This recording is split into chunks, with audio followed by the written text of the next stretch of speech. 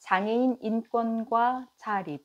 장애인에 대한 관점은 변화를 하고 있습니다. 앞서 얘기했던 것처럼 병원에서 의사가 장애인이라고 딱 진단명 내려주듯이 결정을 내려줘야 장애인이 되는 게 이제 우리나라예요. 그러다 보니까 이제는 장애인을 이제 환자로 받아들이는 사람들이 많고요. 그래서 장애를 앓고 있으세요? 라고 질문하는데, 솔직히 장애를 앓고 있다는 표현은 잘못된 표현이고요. 장애를 갖고 있으세요? 라고 표현을 하는 게 더 맞아요. 왜냐, 어떤 질병에서 시작될 수 있겠지만은 어떤 뭐 선천적, 후천적 이유를 통해서 정상적으로 일상생활을 할 수 있는 기능이 떨어져서 그것이 회복이 좀 어려울 때, 그때 장애인이라고 우리나라에서는 의사들이 그렇게 판단을 지어주거든요. 어떤 장애를 갖고 있으세요?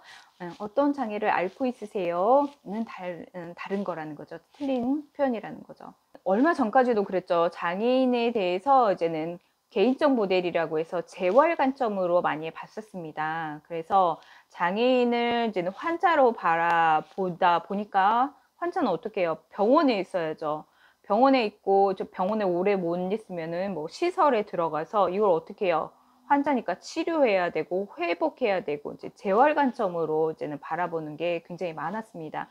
그래서 예전에는 장애인을 시설로 보내는 것이 어떻게 보면 당연한 그런 코스였다고 이야기할 정도로 그랬는데, 그러다 보니까 장애인도 여유롭게 내가 뭔가를 결정하고 내가 선택하고 즐길 수 있는 똑같은 사람인데 그런 인권이 많이 이제는 유린당하는 경우가 많았죠.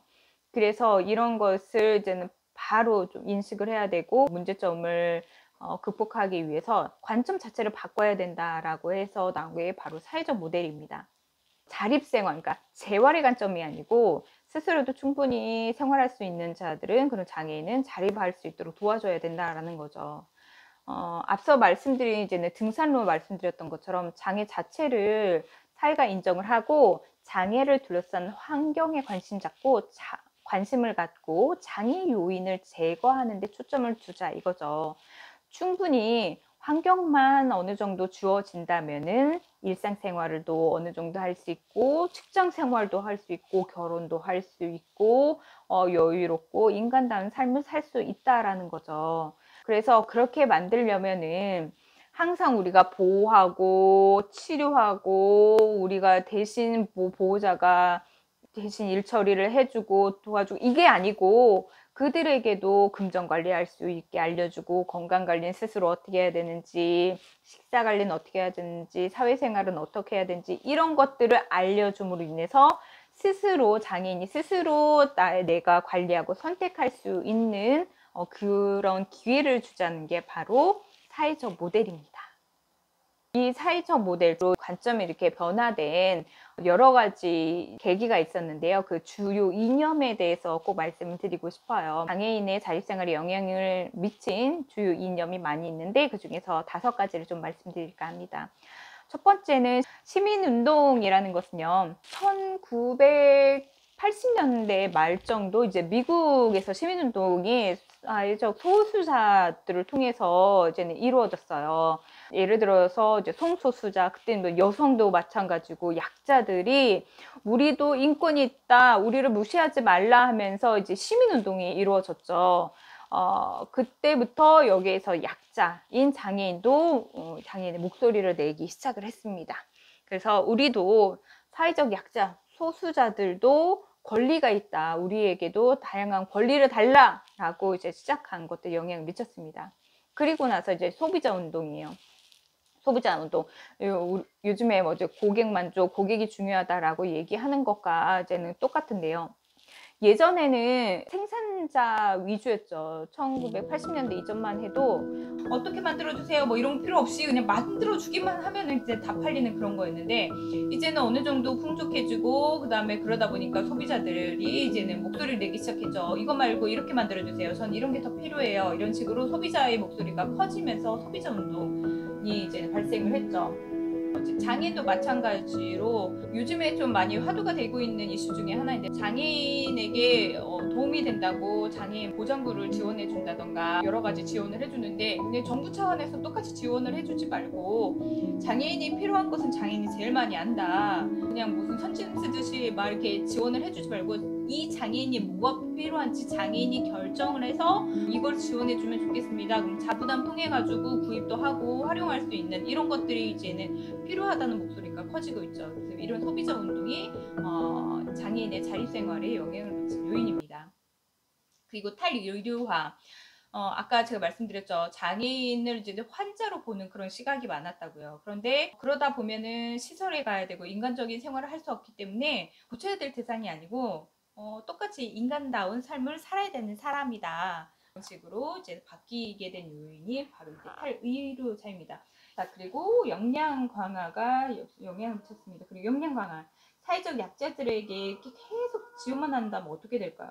결국 이제 의존적인 존재밖에 안 되겠죠. 그래서 그렇게 하지 말고 이들이 스스로 잘 살 수 있도록 역량을 강화시켜 주자. 그러면은 그들도, 장애인들도 스스로 문제 해결 능력이 이렇게 생기고 그러면 독자적으로 살아갈 수 있지 않을까. 그래서 역량 강화에 좀 포커스를 두자가 있었고요. 그리고 통합사회요. 소수의 장애인이라든지 다수의 비장애인이 차별 없이 완전한 참여와 이제 평등이 보장되는 그런 사회 통합이 이루어진다면 최고의 이제는 목표 달성이 아닌가 생각을 하는데, 이런 것들이 장애인의 자립생활에 조금 더 포커스를 맞추자 하는 이제는 계기가 되었습니다. 그래서 장애인의 자립생활을 어떻게 그렇다면은 도와줄 수 있을까 포커스를 맞추다 보니까, 그럼 우리 그들이 스스로 의사결정을 하고 그 다음에 그것을 행동을 옮길 수 있도록 그렇게 해주기 위해서는 우리 기술 훈련을 시키자라고 해서 여러 가지 대단한 어떤 기술을 배우는 것도 있지만은 스스로 옷 입기, 식사하기, 커뮤니케이션, 비장애인과 커뮤니케이션하기, 장애인과 장애인끼리 커뮤니케이션하기, 이런 이제는 일상의 기술 훈련 이런 것들을 시켜줘야 된다라고 해서 자립생활 서비스가 이제는 있고요. 그다음 이동 서비스, 자립생활을 할 수 있게 하려면은 장애인의 이동 서비스가 이제는 보장되어야 된다. 그래서 대중교통의 이동 서비스, 그다음에 장애인 콜택시라든지 아니면 활동 지원 보조 이런 서비스가 있고요. 그리고 고용 서비스, 장애인마다 이제 장애 특성이라든지 그 사람 개별적인 특성에 따라 가지고 능력도 다르고 다 다르잖아요. 그러면은 그 사람에게 어떤 직업이 맞을지 이렇게 매칭시켜주고 정보도 주고 이렇게 하면서 장애인 직업을 이제 연결해주는 그런 고용 서비스가 있고요. 그리고 정보 제공과 의뢰라고 해가지고 지금 현재 이 장애인에게 어떤 도움을 줄지 제도라든지 정책이라든지 여러 가지 서비스 프로그램 이런 것들에 대해서 모르는 경우가 많잖아요. 우리들도 그런 것을 이제는 그런 다양한 정보를, 맞춤형 정보를 전달을 해주고 다른 서비스 그리고 다른 지역사회와 이렇게 연결해주는 것이 바로 정보와 제공, 의뢰 서비스가 있습니다. 이것을 통해서 장애인들은 자립생활을 할 수 있고 그래서 조금 더 인간다운 삶을 살 수 있는 기회를 얻게 된다는 거죠.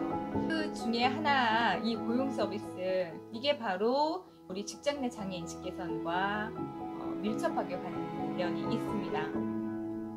장애인을 고용을 하고 장애인과 함께 일을 하면서 장애인의 자립, 인간다운 삶을 우리가 함께 하고 있는 거죠. 그래서 직장 장애인 인식 개선, 장애인 고용이 필요한 겁니다.